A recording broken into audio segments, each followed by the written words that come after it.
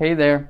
You probably don't know it, but God healed me of over 7 diseases and delivered me out of witchcraft. I literally got to see my own deliverance happen. He's healed me of ADD, asthma, anger issues, autism, bipolar disorder, chemical imbalances, depression, epilepsy, and food allergies. Now that is a pretty big mouthful. If you would have told me prior to 2008 that I would have been a Christian, I would have laughed right in your face. In order for you to get a better understanding of what it was like to grow up with these diseases, I need to start way back in the beginning when all this started, and then go on to tell you what my life is like right now.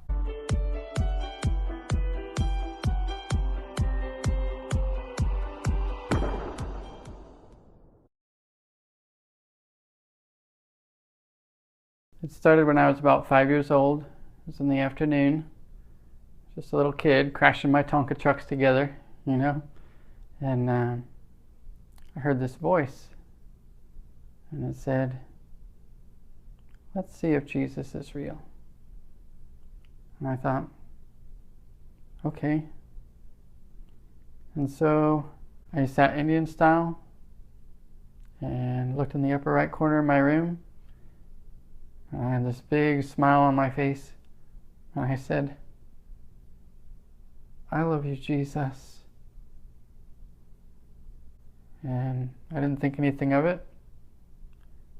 And I just went back to crashing my Tonka trucks together again, just like a little kid.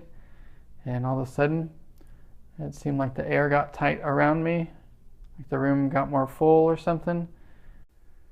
I didn't quite know what was going on. And so I stopped crashing my Tonka trucks together. I sat Indian style again. I was looking around the room, trying to figure out what was going on. And it just seemed kind of weird what was happening. But then all of a sudden, this wind and energy blew from my back to my front, and it was so strong that I almost did a somersault. And my hands lit up. Now, light wasn't coming from my hands. When I say lit up, I mean there was like energy or something in my hands, and I couldn't quite understand what was going on. So the only thing I thought was special. Something special just happened, and I got to go tell my parents. And so what happened was I raced downstairs and went into the kitchen, and I said, "Hey, something just happened.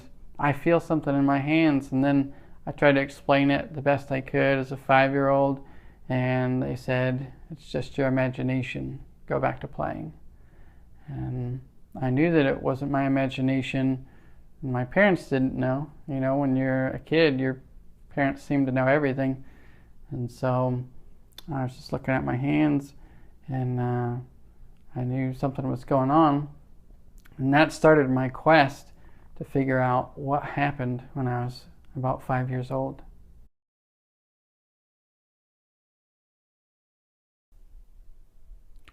Growing up, I tried to find answers. My family didn't have answers. My friends didn't. Church people didn't have answers. My school buddies, they didn't know what I was talking about. And I felt pretty isolated growing up, and really didn't know what was going on with me.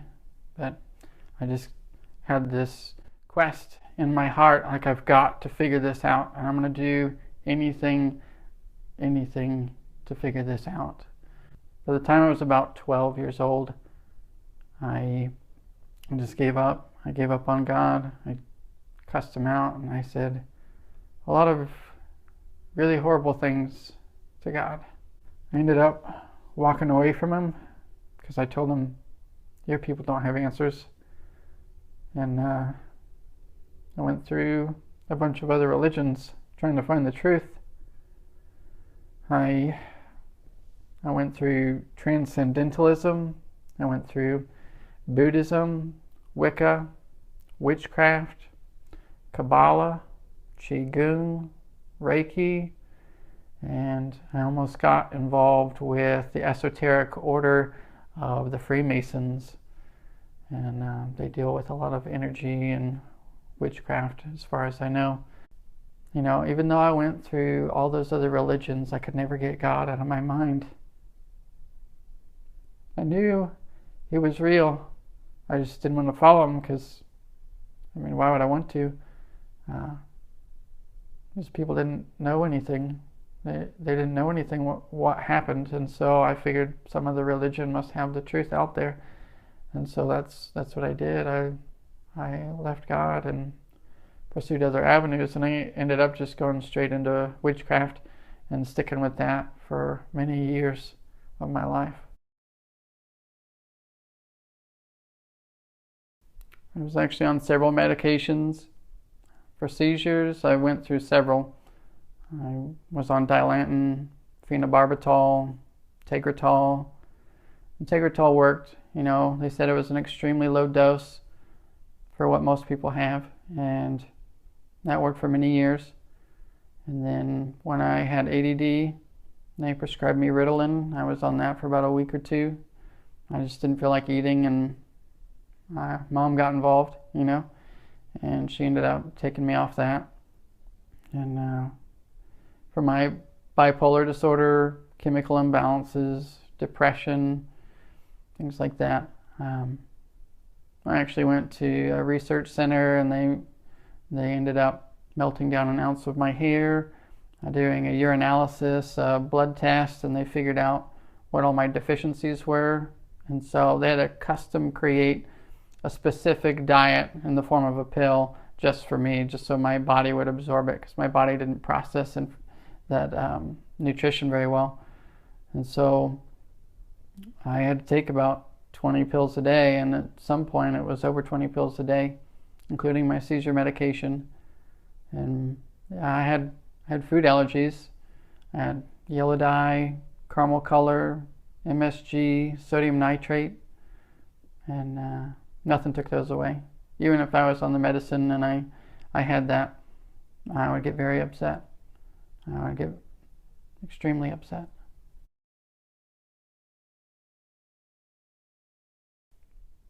Off the medicine, I was not the person you wanted to be around. I got extremely upset. I'd break stuff.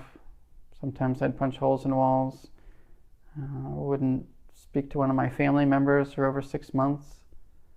And I just couldn't let go of the past. I just was very unforgiving. ADD was horrible. I couldn't concentrate, couldn't focus on schoolwork. I got bored easily. You know, just the usual stuff with ADD. Schoolwork was okay on some of the subjects I really liked, but if I wasn't passionate about it, I'd get bored with it and just kind of do something else. Couldn't retain information when I read it. Book reports were a joke. Like, I'd read a book and couldn't really do the book report about it if it wasn't in front of me. I had a very mild form of asthma. I still had a peak flow. I still had an inhaler. I still use the inhaler.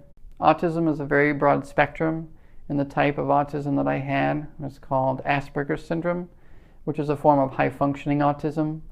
I didn't get, body language. I didn't think it mattered. I didn't think it existed. I would hang on to your words as if you spoke the truth. I took things very literal, so I didn't get sarcasm. I didn't understand metaphors. I just took it as you're telling me something in truth. I didn't like changes in routine, and I couldn't sit still for very long. I'd be moving constantly. About the only time that I could sit still when I was playing video games, I was highly sensitive to colors. When I had bipolar disorder, it was probably like everybody else's. You have those super highs and the super lows. There wasn't much middle ground. There wasn't a good balance of emotions. And so I just try to have fun to keep me on the highs. My chemical imbalances, I didn't process food, certain vitamins and minerals very well. And the pills that I were on helped that. It compensated for the chemical imbalances, but just masked the problem. I had a very mild form of seizures. It was only when I slept, except for 1 or 2 times when I was awake. But it would only last about 90 seconds, maybe 2 minutes. I'd wake up, look scared out of my mind, and go right back to sleep. I could see what was going on, but I couldn't hear anything. And I still remember one time when my mom came in the room and she tried to talk to me and I couldn't hear her voice. The food allergies that I had, caramel color, yellow dyes, MSG, sodium nitrate. What happened when I had any of those, I would get so agitated, so angry that my skin would feel like it was on fire. And the only way to get rid of it was to break stuff or punch holes in walls, things like that.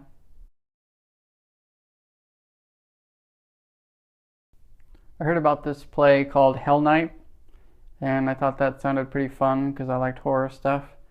So I invited one of my friends out to go to this play called Hell Night.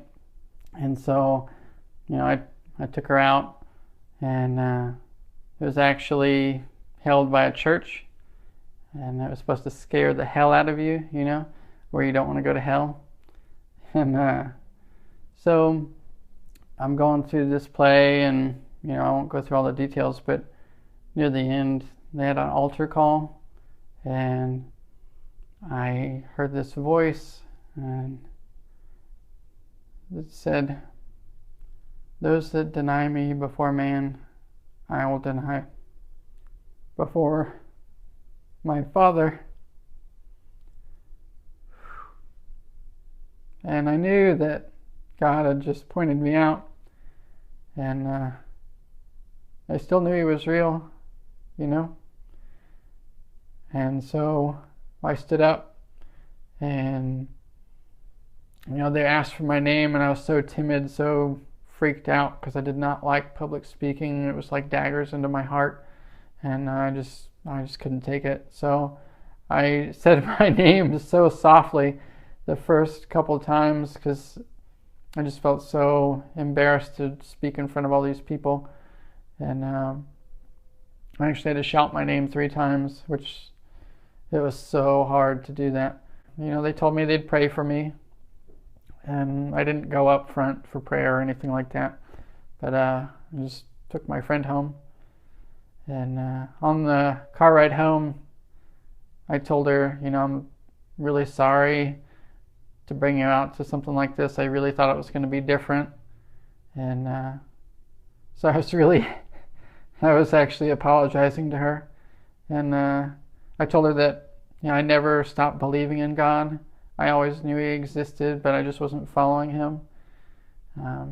Even though I'd spent most of my life chasing other religions and things.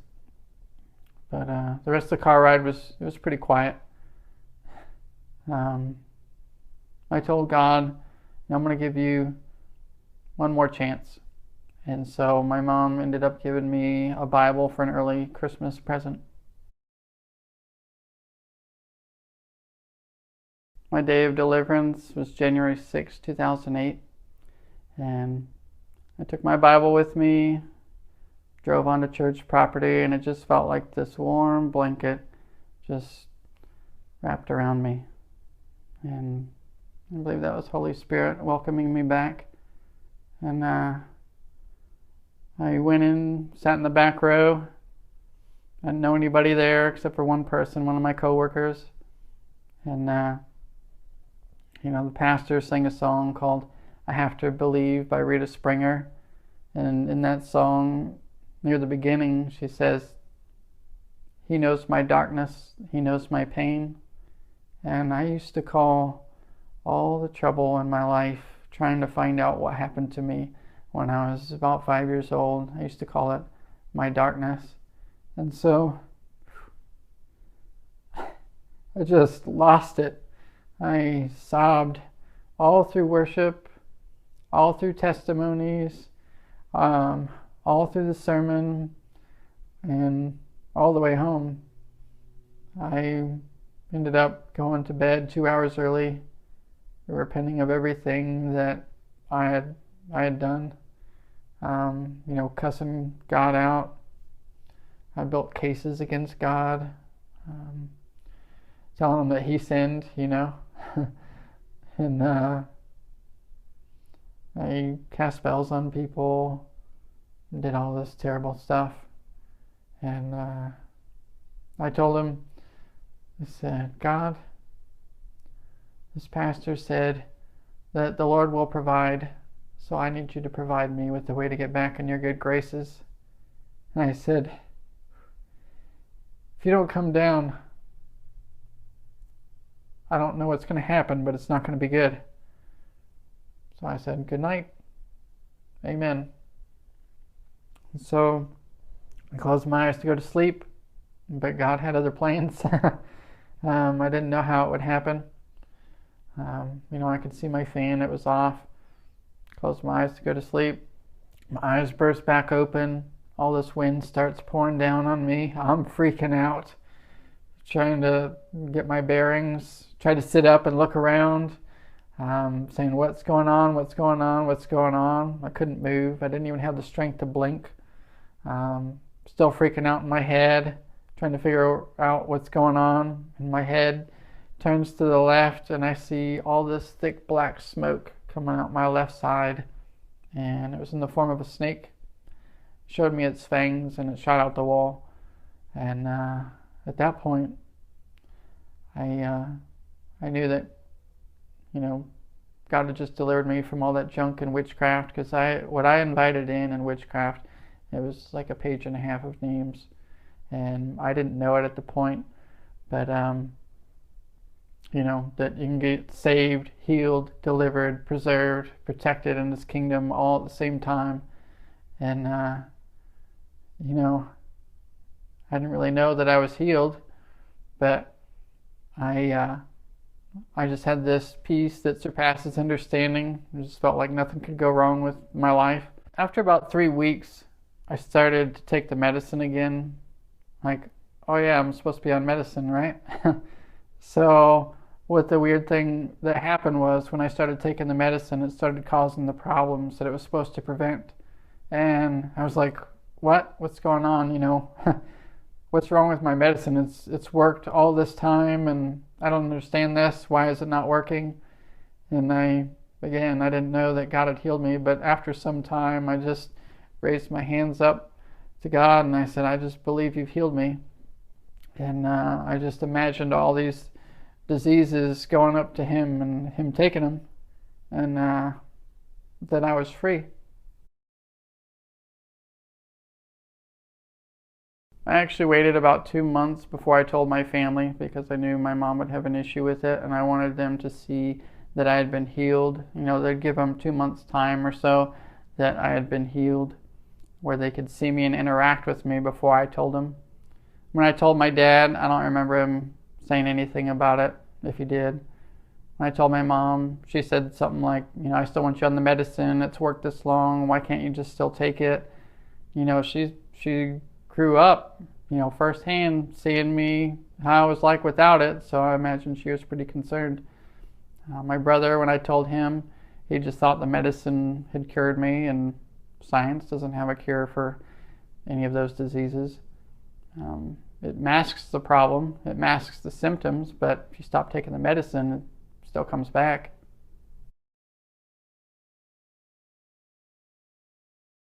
I had some interesting things happen to me after I stopped taking the medicine. On January 7th, 2008, I had that peace that surpasses understanding. I didn't understand why I was so peaceful. That's why they call it that. Some Christians, they call it like the honeymoon phase with Jesus, where you're not troubled by anything with the world. You're just kind of floating by, not a care in the world. So that happened for several weeks, and until I started taking the medicine again, and the medicine started causing the problems it was supposed to prevent. And after I raised my hands up to God saying, I believe you've healed me, cut all the medicine cold turkey, didn't have a single side effect, it seemed like every thought in my mind rhymed. And that went on for several weeks. It was so bizarre. Poetry was really easy, and I would wake up with songs in my head and my heart, and I'd cry them out to God. I didn't write them down. I kind of would like to have But I just cry them out to God, and there would be several times where I would wake up and He'd give me a song to cry out to Him. My brain, it felt like it was suffocated all those years when I was on that medicine, when I had all that mental and demonic oppression in my life, where I just couldn't breathe. And finally, now my brain can breathe. It feels free from like the iron cage that it was in.